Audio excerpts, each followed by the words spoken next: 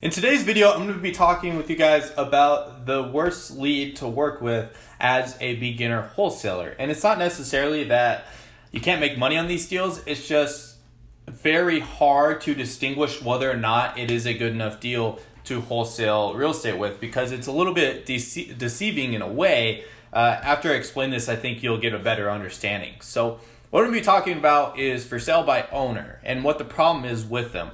I think there's a lot of pros and cons working with for sale by owners as a real estate wholesaler.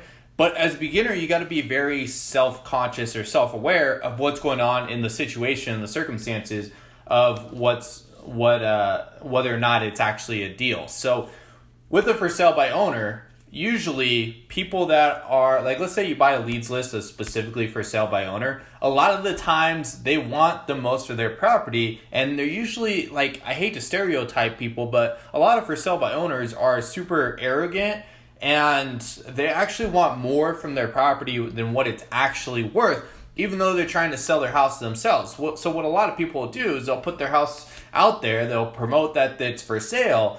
But let's say it's a $200,000 house, they're selling it usually for like $300,000.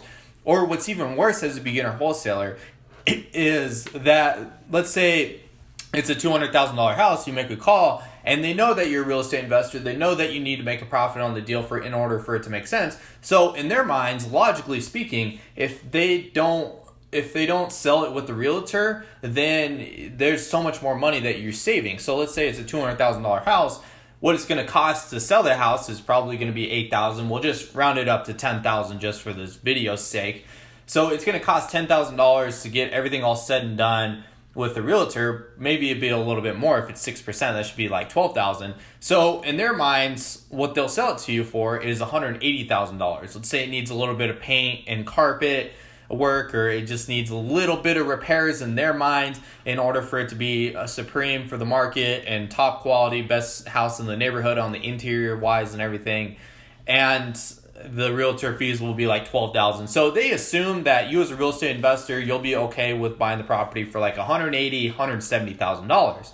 But the matter of fact is that would be like, if it was in perfect condition, that would be what we would be looking for maybe like a landlord, someone that is buying to rent out these properties.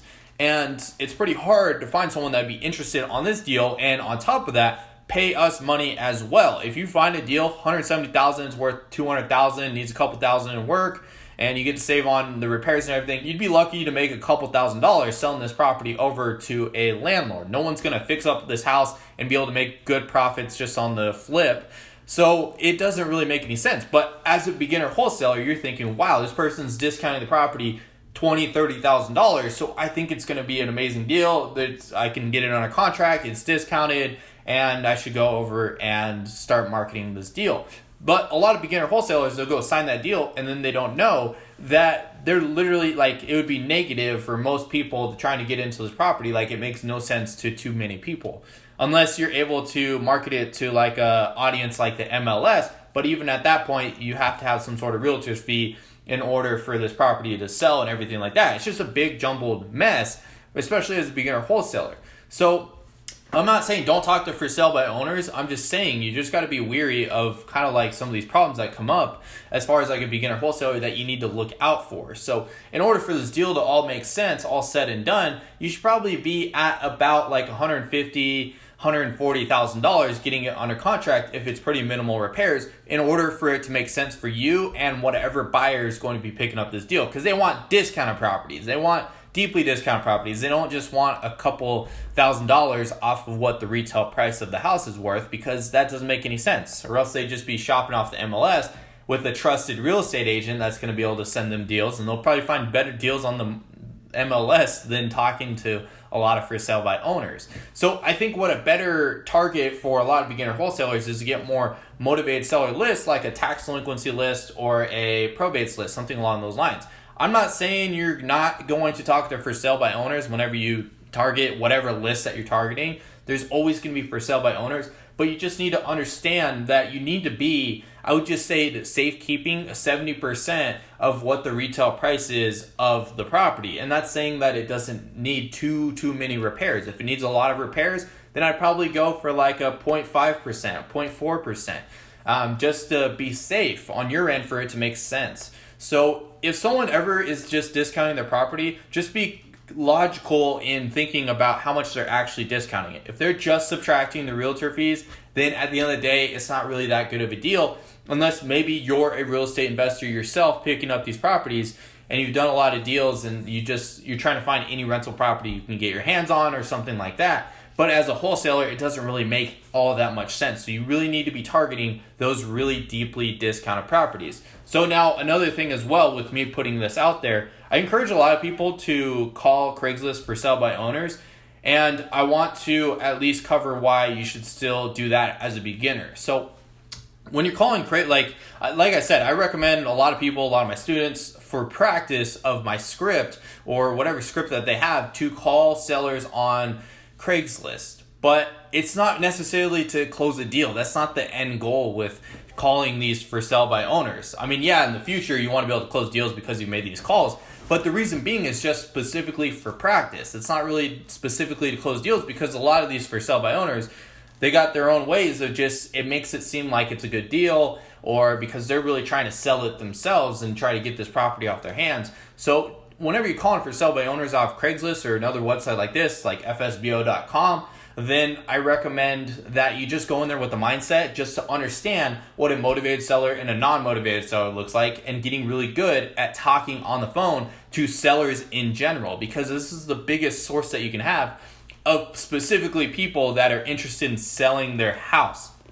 Because all these people want to sell their house, and the average person doesn't really talk to a lot of people interested in selling their real estate or selling their house, and you got to get really comfortable with that. So I really recommend to practice off of that. Don't expect any deals. You might be able to find like something that's extremely discounted, then maybe take action on that, but chances are pretty high that it's just going to be practice for you. So I still really recommend that. Now, as far as like the FRBO side of Craigslist, or for rent by owners, you might be able to find some motivated sellers out of that, a lot higher odds than calling off of FSBO, for sell by owner.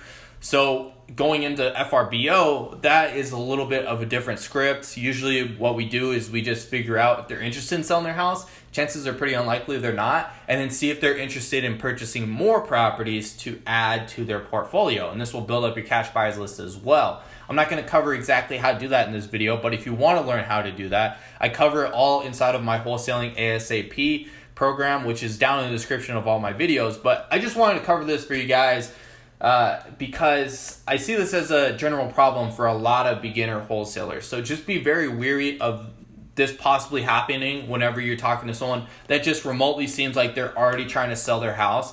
Just understand that they're probably not the most motivated seller, but these are good people to follow up on as well. So if you talk to them on the phone, finds out it's not a good deal, or they want a discount but it's not good enough, just follow up with them like every few weeks, every 30 days, every couple of months. Just follow up with them, just see how their progress is going. Not necessarily intentionally saying you're going to be able to sign this property up on a contract, but you never know in the future what could possibly happen as far as circumstances go for this seller. Maybe something comes up. Maybe someone passes away in their family. Maybe some bills come up that they just weren't planning for, and you can be there to help out that situation. So anyways, hopefully you guys were able to get some sort of value out of this video. If you got anything out of it at all, I would really appreciate it if you smash the like button down below. Also, if you haven't already, join the fam, join the gang by hitting the subscribe button down below. And like always, I'll see you guys all tomorrow. Peace.